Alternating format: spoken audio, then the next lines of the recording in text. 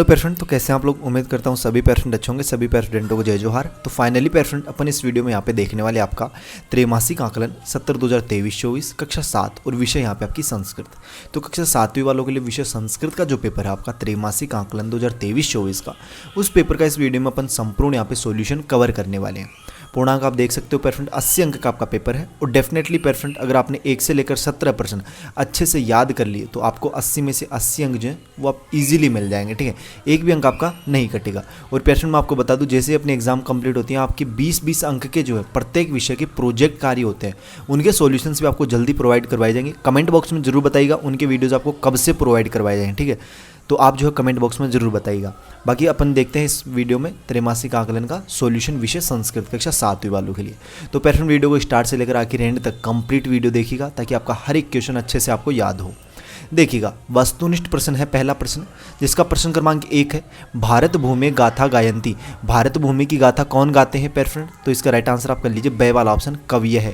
ठीक है, क्या कर लोगे पेयर फ्रेंड? कविय है, आप जो है इसका राइट आंसर कर लोगे। ठीक है, नेक्स्ट प्रश्न देखते हैं पेयर फ्रेंड। प्रश्न क्रमांक 2 है, क्या है कि कृष्ण इति पदस्य तात्पर्य। कृष्ण जो पद है, इस पद का तात्पर्य क्या है?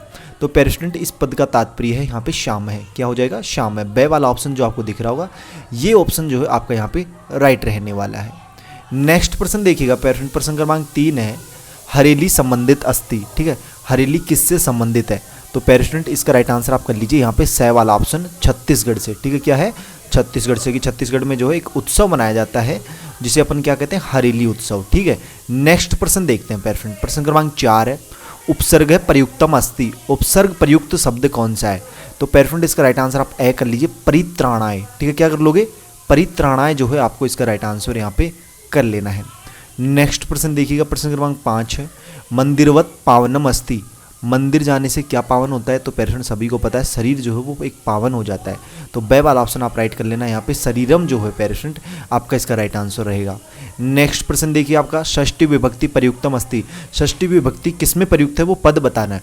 तो यहाँ पे ए वाला ऑप्शन आप राइट कर लो। मंदिरम जो है इसमें आपकी, सॉरी मंदिरम नहीं, ये गलत रहेगा, मंदिरस्य। से वाला ऑप्शन जो ना ये आपको राइट करना है, इसमें षष्ठी विभक्ति एक वचन है।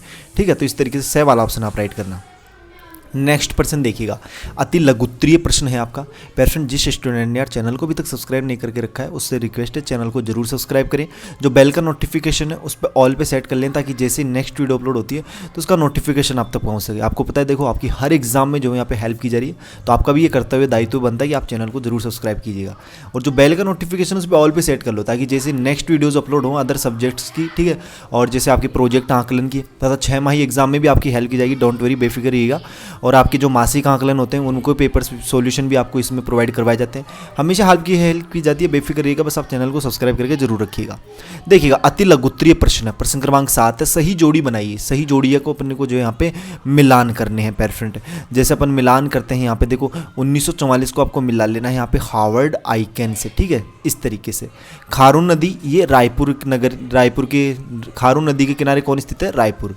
इंटरनेट, तो इसको आप कर लीजिए अभिनंदन पत्रम, कि इंटरनेट की सहायता से अपन जो है अभिनंदन पत्र जो है भेजते हैं।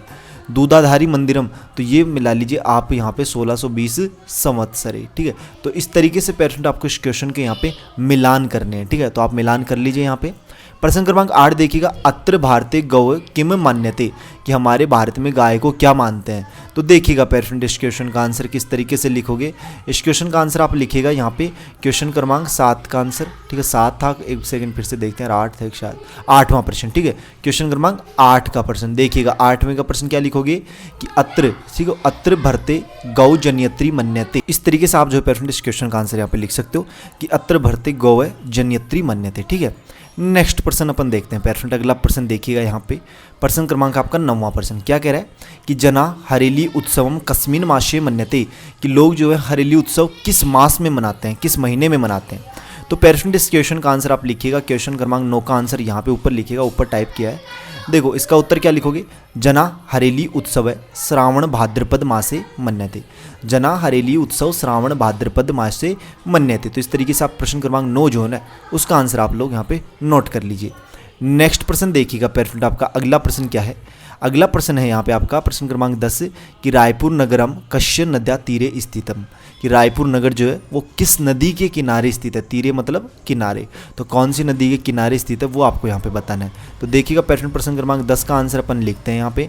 तो क्वेश्चन क्रमांक 10 जो है ना उसका आंसर आप लिखो कि रायपुर नगरम खारून नद्या तीरे स्थितम, रायपुर नगरम खारून नद्या तीरे स्थितम, कि रायपुर नगर जो वो खारून नदी के किनारे स्थित है।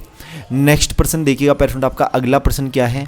अगला प्रश्न है ज्ञानम कह लभते, ज्ञानम कह लभते। तो इसका आंसर आप यहाँ पे लिखिएगा कि ज्ञान को कौन ग्रहण करता है। तो 11वां प्रश्न जो है ना उसका आंसर नोट कर लीजिए, श्रद्धावान लभते ज्ञानम, श्रद्धावान लोग जो होते हैं, जो सज्जन लोग जो होते हैं वही ज्ञान को ग्रहण करते हैं। तो इस तरीके से आप जो है पेरेंट इस क्वेश्चन का आंसर यहाँ पे नोट डाउन कर लीजिएगा।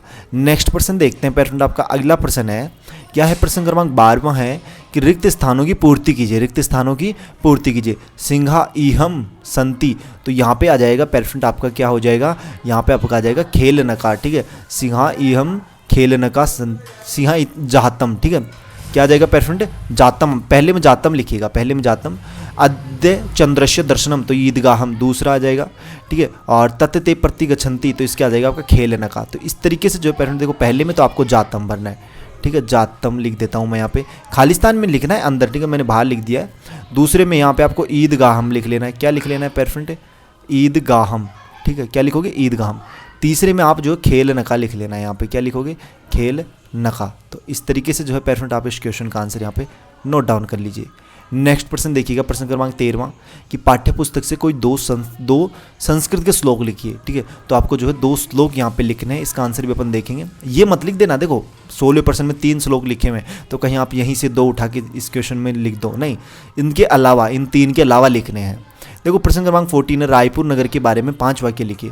तो देखो रायपुर नगर के बारे में अपने को वाक्य लिखने हैं, रायपुर नगर के बारे में तो आप यहाँ पे लिख सकते हो। देखो ये पैराग्राफ लिखा है मैंने कि हमारा रायपुर नगर है, ठीक है, खारून नदी के किनारे रायपुर है, छत्तीसगढ़ प्रदेश की राजधानी भी रायपुर नगर है।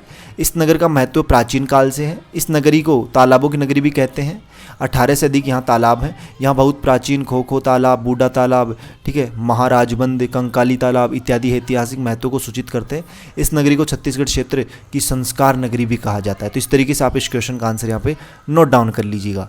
नेक्स्ट प्रश्न देखिएगा पेरेंट आपका अगला प्रश्न क्या है।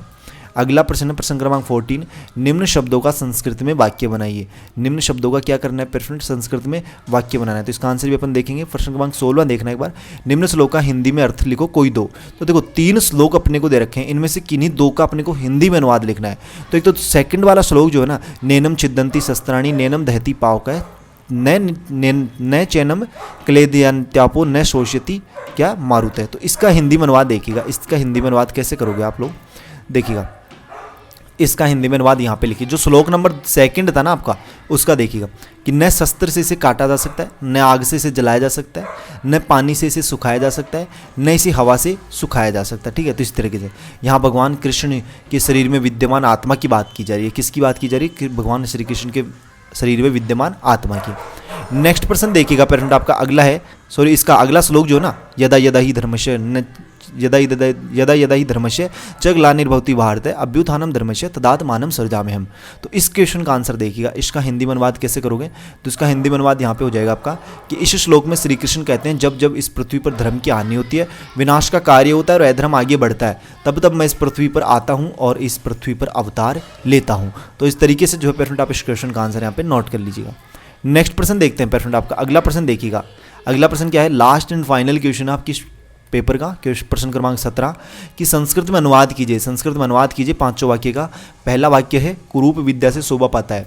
संस्कृत प्राचीन भाषा है, कोयल काली होती है, मेघदूत गीति काव्य है, आत्मा मरती नहीं है। पेरेंट अगर इसकी कंप्लीट पीडीएफ चाहिए ना आपको, तो पीडीएफ के लिए आप टेलीग्राम ग्रुप पे ज्वाइन हो जाना, जिसका लिंक आपको वीडियो के डिस्क्रिप्शन बॉक्स में दिया जाएगा, या फिर आप जो टेलीग्राम पे जाना वहाँ पे सर्च करना Y2 पॉइंट, आपको टेलीग्राम चैनल मिलेगा, उस पर ज्वाइन हो जाना, ठीक है।